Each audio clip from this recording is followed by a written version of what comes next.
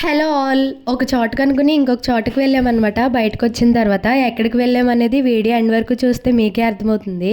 ఇంకా మే కూడా స్టార్ట్ అవ్వకుండానే ఎండలు అయితే అదిరిపోతున్నాయి. అసలు వెళ్ళలేకపోతున్నాం బయటికి.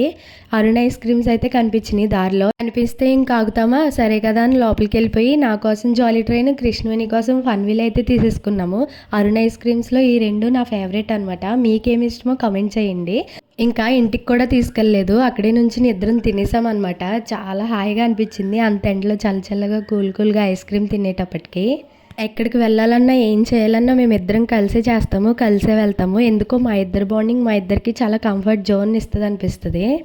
ఇంకా ఈలోపు ఇంటి దగ్గర నుంచి ఫోన్ వచ్చిందనమాట. వెళ్ళాల్సిన చోటుకు వెళ్లకుండా ఇక్కడికి వచ్చి ఐస్ క్రీమ్ తినేసి ఇంక ఇంటికైతే వెళ్ళిపోయాము. అప్పటికే చాలా లేట్ అయిపోయింది. తినేసావా?